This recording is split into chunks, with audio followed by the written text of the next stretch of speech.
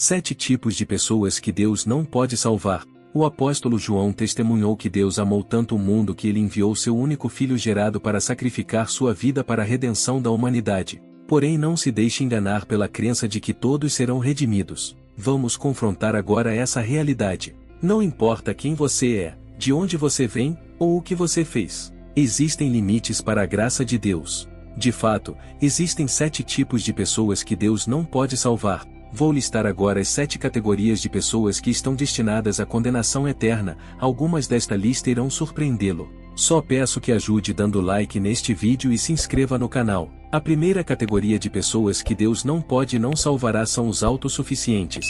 Você pode perguntar o que significa ser autossuficientes. Respondo que é o mesmo que ser autojusto. Você já se pegou confiando demais em suas próprias condutas, se achando intocável por ser um exemplo de cristão? Desprezando a graça divina em favor de sua própria suposta retidão? Ser autojusto é exigir justiça através do trabalho pessoal, em vez da graça de Jesus. Na história do fariseu e do publicano, Jesus nos alerta claramente sobre isso.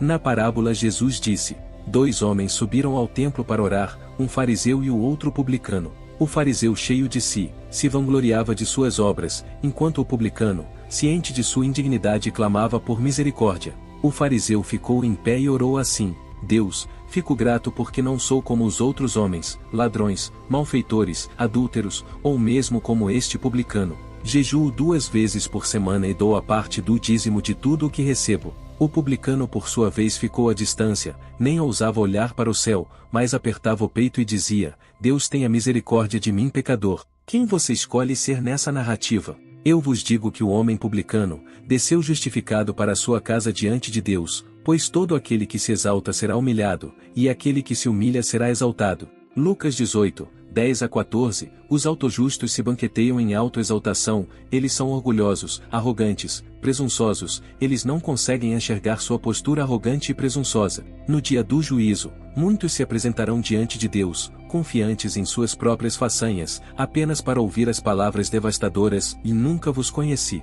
Eles são aqueles que Jesus diz que virão a ele no dia do juízo e dirão: Senhor, não lançamos nós demônios em teu nome, nós não fizemos milagres em teu nome, não fizemos todas essas coisas maravilhosas em teu nome? E Jesus lhes dirá: Afastai-vos de mim, vós que praticais a iniquidade, eu nunca vos conheci. Eles serão lançados na escuridão, banidos da presença do Senhor. Aquelas palavras, eu nunca vos conheci, representam rejeição divina e banimento da presença do Senhor. Naquele grande dia, eles não conseguirão dar conta de justificar a si próprios. Sua arrogância será sua queda. Pare de confiar em suas obras, quebrante seu coração, e busque a graça do Senhor. Deixe de lado a ilusão de sua própria justiça, e abrace a verdade que liberta. Em vez disso, ponha sua fé em Cristo Jesus, porque a graça dele é o que liberta e garante a sua redenção. Memorize a frase: eles confiavam em si mesmos de que eram justos. Os fariseus não obedeceram à lei de Deus por testemunho ou porque amavam a Deus, mas sim para que pudessem impor uma imagem virtuosa aos olhos do mundo.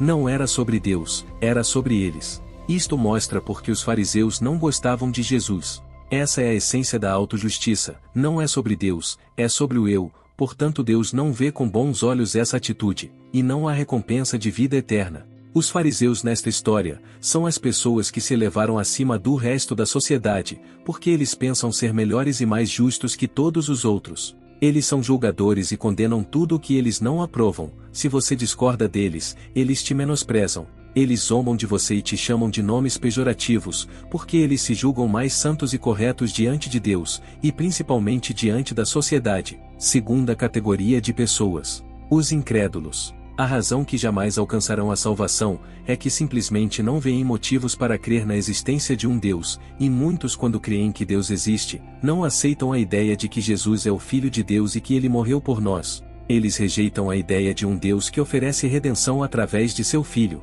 Jesus Cristo. Ignoram as claras palavras de Cristo. Em João 14:6, Jesus disse: Eu sou o caminho, a verdade e a vida, ninguém vem ao Pai senão por mim. Nada pode ser mais claro que isso. Para reforçar, na carta de Romanos 10:9, o apóstolo Paulo diz: Confesse com sua boca e creia no coração, que Jesus é o Senhor, e serás salvo. Se você crer em seu coração que Deus o ressuscitou dentre os mortos, e que ele é o único caminho, você será salvo e ponto final. Mas muitos optam por fechar os olhos para a verdade, e mesmo após o conhecimento repetido do Evangelho, não conseguem aceitar. Infelizmente, se você não aceita Jesus Cristo, não haverá salvação. Não há outra forma em torno da salvação. Nem sua sabedoria, nem seu poder, nem sua riqueza podem lhe salvar. A redenção vem apenas pelo sangue de Jesus. Ignorar isso é ignorar sua própria salvação. Terceira categoria de pessoas: os hipócritas. Deus não pode salvar hipócritas. Como se define um hipócrita? A tradução para hipócrita vem de uma palavra grega que significa ator. Um hipócrita é alguém que finge ser algo que não é para receber reconhecimento ou ganho. Eles se disfarçam como atores em um palco representando um papel que não lhes pertence, tudo em busca de reconhecimento e vantagem pessoal. A hipocrisia é filha do orgulho, e Jesus a condenou veementemente. Em Mateus 23:13, ele disse: Ai de vocês, escribas e fariseus hipócritas, vocês fecham a porta do reino dos céus diante dos homens. Vocês mesmos não entram, nem deixam entrar aqueles que estão tentando. Hipócritas são enganadores. Por causa de suas ações, incontáveis almas com potenciais para o reino do céu acabarão no fogo do inferno. Embora proclamem pureza e justiça, estão imersos em mentiras, imoralidade, indulgência e ódio. Traem a confiança dos outros, são desleais e corruptos em suas relações, apesar de suas alegações de lealdade. Eles adoram a Deus, mas é tudo para mostrar uma coisa que eles não são, e se beneficiam muito com isso ganhando dinheiro, fama, reconhecimento e status, só não ganham a sua alma. Quarta categoria de pessoas: os blasfemos. Jesus venceu a morte porque venceu o pecado. Jesus ensinou claramente que todo pecado e blasfêmia pode ser perdoado, exceto a blasfêmia contra o Espírito Santo. Essa é uma sentença irrevogável. Isso é capturado em Mateus 12 dizendo: Portanto eu vos digo que todo o pecado e blasfêmia será perdoado aos homens, mas a blasfêmia contra o Espírito Santo não será perdoada aos homens. Em Mateus 12:31 ele enfatizou este ponto no versículo 32. Ele diz que aquele que falar uma palavra contra o Filho do Homem lhe será perdoado, mas aquele que falar contra o Espírito Santo não lhe será perdoado, nem neste mundo nem no mundo vindouro. Aquele que blasfema contra o Espírito Santo está selando sua própria condenação, tanto neste mundo quanto no próximo. Os blasfemos estão além da redenção, pois não há salvação sem perdão. Mas o que realmente significa blasfemar contra o Espírito Santo? É crucial entendermos esse conceito para não cairmos em condenação. Isso significa que qualquer pessoa que já tenha falado contra o Espírito Santo está condenada à condenação eterna? A resposta é não. Nem todo ato de falar contra o Espírito Santo leva à perdição eterna. O pecado imperdoável é uma decisão consciente de rejeitar o perdão, mesmo após conhecer a verdade e sentir a obra do Espírito Santo em sua vida. Como em Hebreus 10:26-27 adverte, se continuarmos a pecar deliberadamente depois de termos recebido o conhecimento da verdade, não resta mais sacrifício pelos pecados, mas apenas uma expectativa temerosa e implacável de julgamento e de fogo que consome os inimigos de Deus. O perdão está disponível, mas é preciso aceitá-lo de coração aberto. Não permita que a blasfêmia contra o Espírito Santo o afaste da graça de Deus. Arrependa-se, volte-se para ele enquanto há tempo, não brinque com sua eternidade. Escolha a redenção, escolha a vida. Chegamos à quinta categoria de pessoas que Deus não pode salvar: os mortos. Não caia na ilusão de que as orações dos vivos podem salvar aqueles que partiram. Em muitas sociedades é costume as pessoas irem a pastores e padres para pedir orações pelos entes queridos falecidos, pai,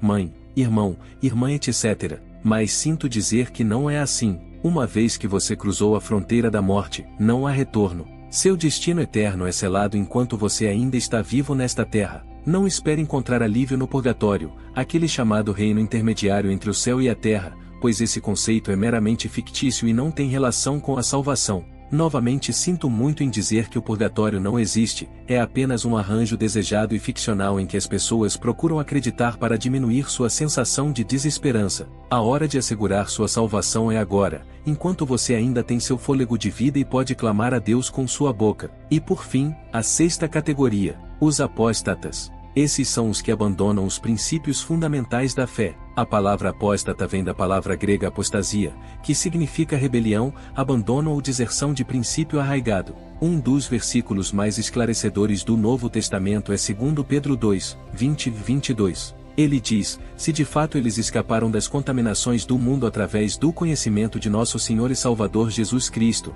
e se tornaram novamente envolvidos nelas e são vencidos, são piores do que eram no início. Teria sido melhor para eles não terem conhecido o caminho da justiça, do que terem conhecido e então terem voltado as costas para o santo mandamento que lhes foi transmitido. Os apóstatas são como os blasfemos, mas ainda mais insidiosos. Eles recebem a graça de Deus, conhecem a verdade, mas voltam ao mundo, às suas velhas práticas, ao pecado, riem dos crentes, profanam o nome de Deus e se entregam aos prazeres mundanos. Alguns até retornam à fé temporariamente, mas acabam voltando ao mundo. Outros nunca mais olham para trás e não buscam mais o caminho. Em qualquer caso eles se rebelam contra Deus, eles abandonam Deus e desertam do caminho da redenção que alcançaram apenas pela graça do Senhor Jesus. Eles se alimentam e abraçam a natureza pecaminosa e cruel do mundo. Enfim chegamos ao sétimo tipo de pessoas que não podem ser salvas: aquele que ama o dinheiro. Você já parou para pensar no papel do dinheiro em sua vida?